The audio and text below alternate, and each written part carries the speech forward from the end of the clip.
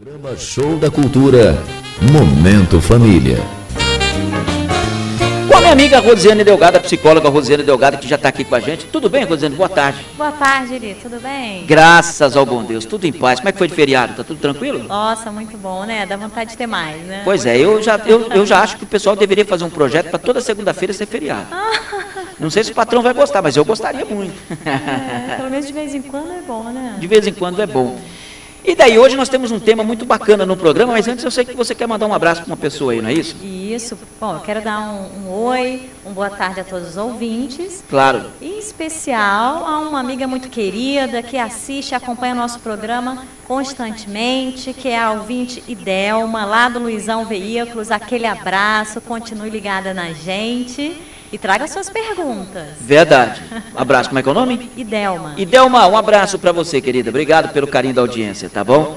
16h07, olha, o tema de hoje, que nós vamos estar abordando aqui, é encontro e desencontros afetivos. Primeiramente, antes da gente poder colocar as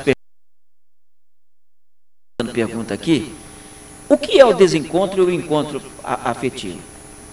Muito bom, Eli. Na verdade, a gente pode, assim, sintetizar aquela condição de que, para muitos de nós, um dos maiores anseios da vida é a realização amorosa. Verdade. Né? Verdade. E nela... Todo mundo está procurando alguém, né? Vamos dizer assim, todo mundo é muita coisa, mas muitos de nós, né? Muitas pessoas, né? Estão procurando a maioria, vamos dizer. A maioria. Isso.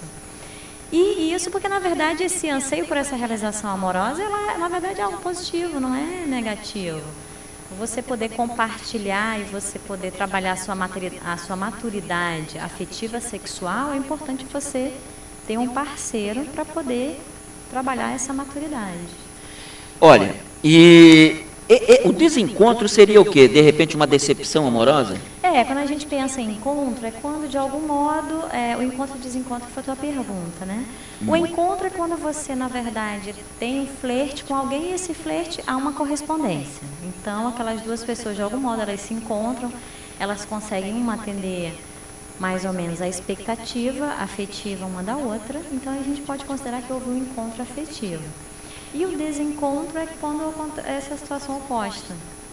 Às vezes é só de unilateral, né? Um gosta, mas o outro... gosta. Parecendo um namorinho de criança. Fala assim, ela é minha namorada, mas ela nem sabe. Não, eu estou pensando já uma coisa mais adulta mesmo. Mais adulta, aquela que a pessoa ama de paixão, mas infelizmente não é correspondido. Isso, e assim, eu não estou nem colocando a condição de você estar apaixonada platonicamente. E sim, aquela coisa que a pessoa tem ciência, mas você vê que só uma das pessoas de um dos lados é que realmente gosta de verdade. E a outra pessoa, às vezes tem algum motivo, ou ela recentemente passou por alguma desilusão, e daí ela acaba estando com outra pessoa porque a outra pessoa gosta dela. Entendi. Então, na verdade, a gente pode dizer que não há um encontro necessariamente, seria um desencontro. E o desencontro, ele também está mais caracterizado daquela condição de que eles se conhecem, têm um contato, mas não permanecem juntos, né? Esse desencontro em termos também afetivos, né? Um gosta e o outro não necessariamente da mesma forma. Olha, quem quiser fazer alguma pergunta ou quiser passar algo para a Rosiane, 9827-8200 é o nosso WhatsApp. Tá? Você pode entrar em contato aqui pelo WhatsApp da Rádio Cultura, mandar sua mensagem, a gente vai estar lendo aqui. Ou você pode também entrar em contato ao vivo, pelo telefone 3026-8020. Tá? O WhatsApp da Cultura, eu vou repetir, 9827-8200, tá bom? Você pode entrar em contato pelo WhatsApp da Rádio Cultura. Tem uma pergunta aqui que está dizendo o seguinte, eu quero saber se é possível alguém incubar um amor por 20 anos, ter família, filhos, sem que isso venha à tona e ao separar, sem ter isso como motivo da separação, a não ser que seja inconsciente, descobrir que aquele era o grande amor da sua vida. Quem traz aqui a informação é a Silvia, lá da Vila A. Boa tarde, Silvia. Nossa, muito boa a sua pergunta, junto com Pois é. uma, digamos assim, uma vivência, né? Seja sua ou de outra pessoa, mas muito interessante, muito bacana mesmo. Ela completa aqui, inclusive, ó, se isso é amor ou uma ilusão para justificar o fracasso no casamento. Bom, são Caramba, várias hein? perguntas, hein? Pegou firme aqui, hein? Pegou firme na pergunta, Silvia. É verdade. Bom, Silvia, primeiro, essa situação, assim, por si só, ela é possível, a gente pode entender, mas não pela questão de estar incubada, mas por algum motivo, aquela pessoa do passado, ela te despertou naquele momento sentimentos que de algum modo te preenchia, te trazia uma demanda em termos emocionais que te davam satisfação e que talvez de repente, né, dentro da casuística que você trouxe, a pessoa atual ela não consegue preencher tanto, né, não consegue ter essa complementariedade.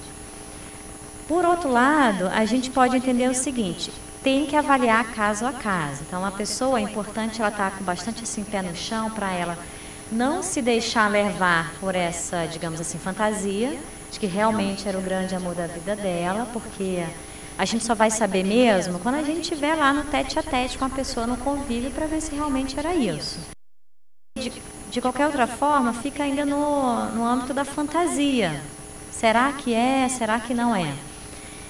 Para a gente poder afirmar se essa pessoa realmente ela preenche isso, a gente precisaria também ter essa vivência, né? Ter esse contato com ela. Fantasia, a gente pode de algum modo considerar que há uma margem de fantasia, porque se a gente não viveu nada, é só uma expectativa, e também passando-se 20 anos ou até menos, a gente muda tão rápido.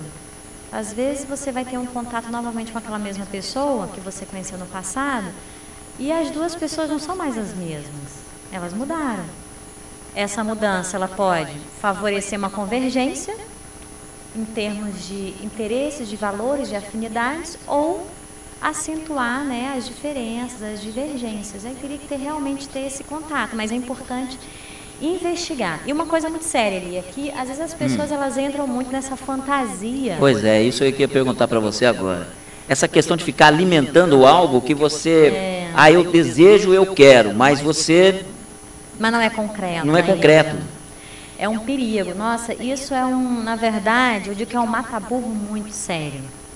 Porque isso tem mais a ver com as expectativas que nós alimentamos em relação às nossas necessidades afetivas do que uma condição concreta, real. Porque muitas vezes a pessoa ela pode sentir tudo isso por uma pessoa.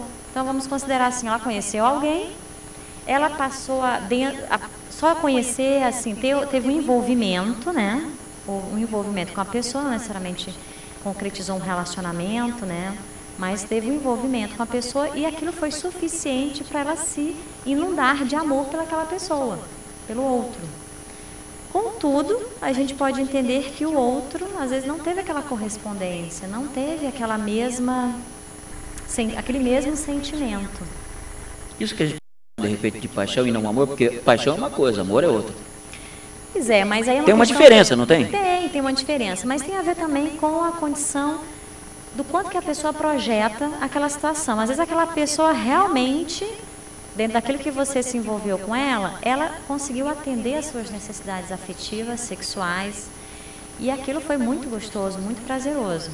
Só que, por outro lado, não houve uma correspondência concreta. Então, para ela foi uma coisa muito intensa, muito forte, para quem sentiu, quem teve esse sentimento.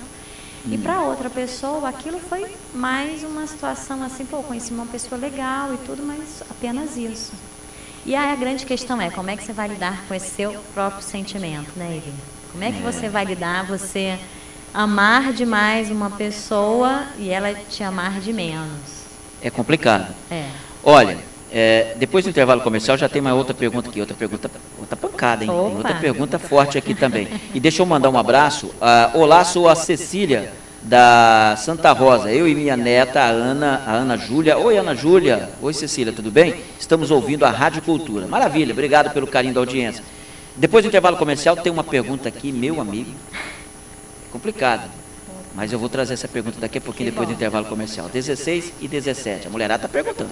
Show da Cultura! Volta com o Show da Cultura. Apresentação Meli Silva. Olha, 16 horas e 22 minutos, eu estou aqui com a Rosiane Delgado, psicóloga Rosiane Delgado, e no Momento Família. E hoje o tema que nós estamos aqui abordando é encontro e desencontro afetivo. Nós já tivemos algumas perguntas aqui, você pode mandar a sua pergunta através do WhatsApp 9827-8200, ou você pode entrar em contato com a Rádio Cultura no 3026-8020. A Rebeca do Três Lagoas está perguntando da seguinte forma, aliás, ela não está perguntando, ela está fazendo uma colocação. Ela ama uma pessoa, mas se realiza sexualmente com outra. Como isso é possível? Oi, Rebeca, boa tarde. Você está colocando saia justa aqui. Pegou pesado, hein? É verdade. Rebeca, obrigado por ter passado aqui a sua pergunta.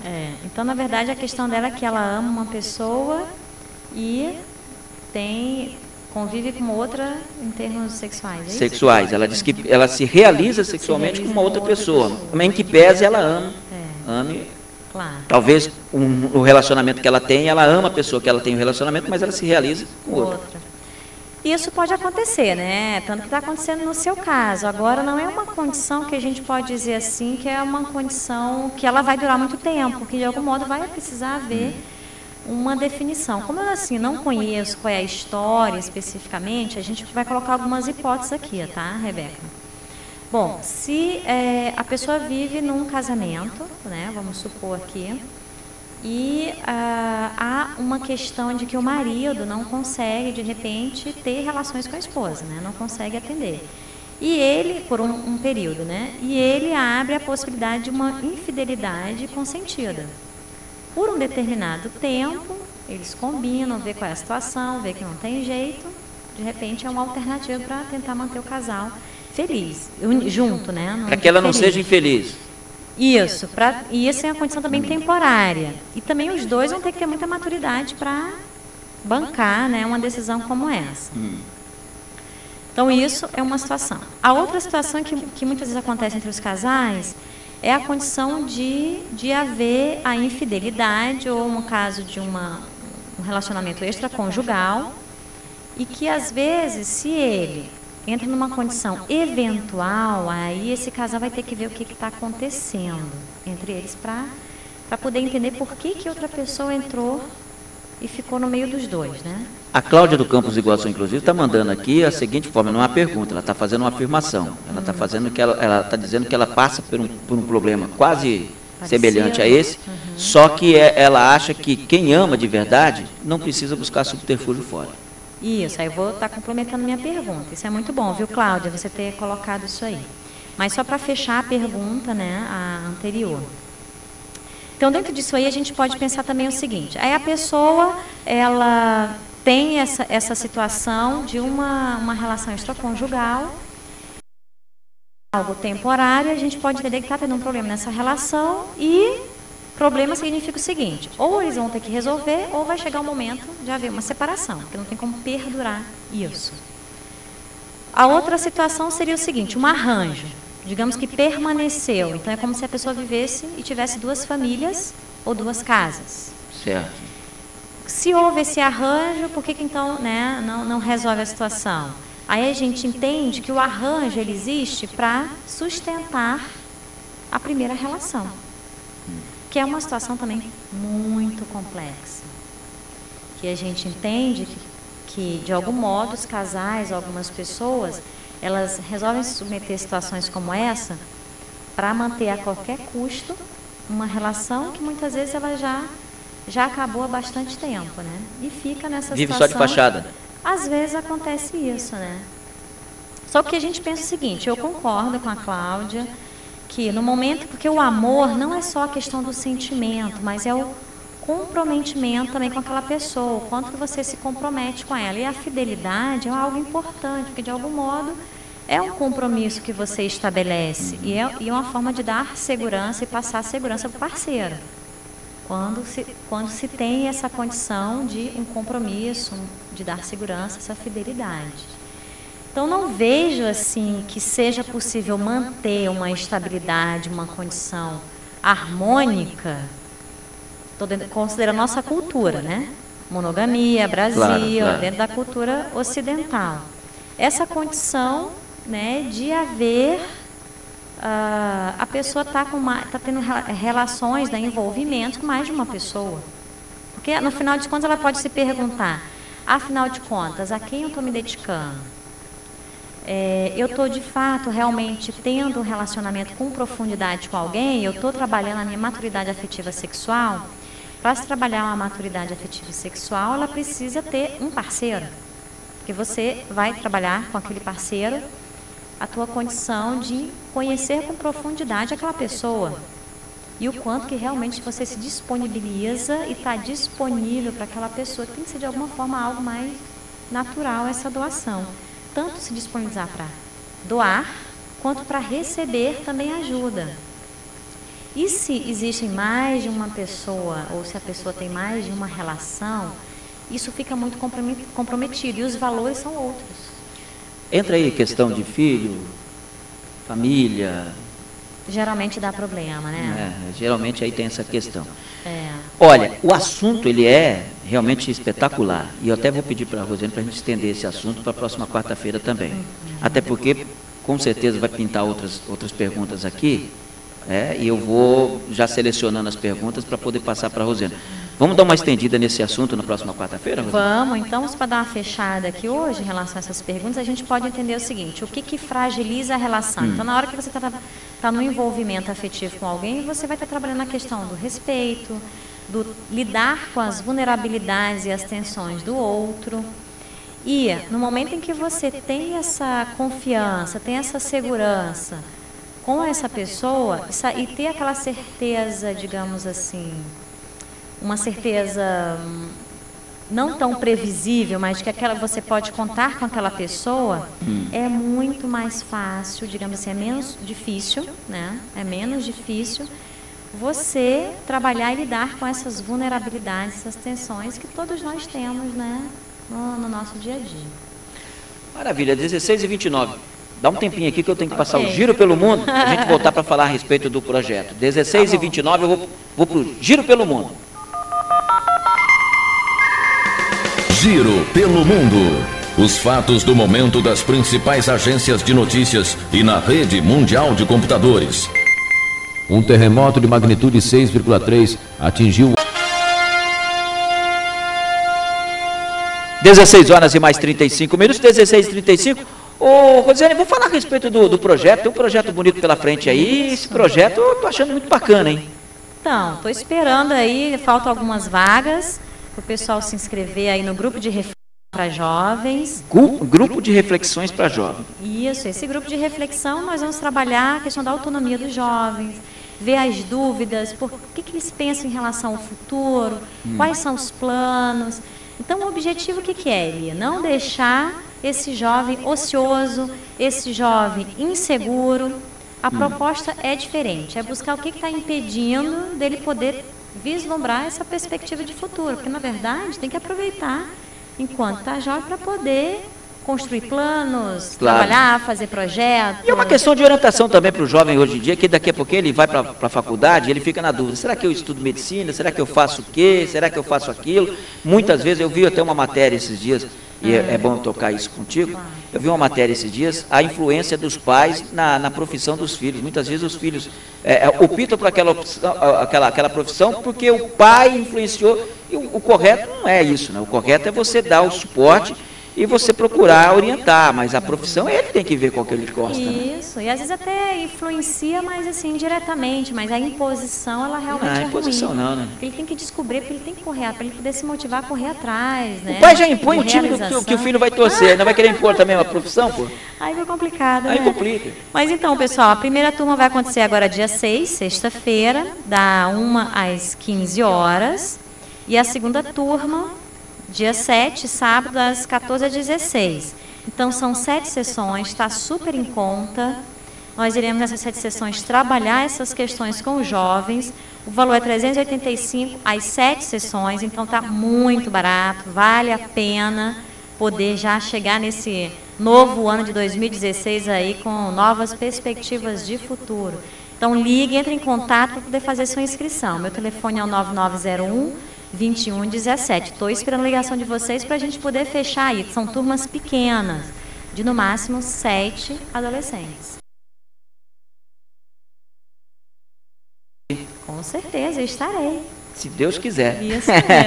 Vamos tocar uma música então? O Lulu Santos chegando aqui para animar um pouquinho o nosso show da cultura 16h30.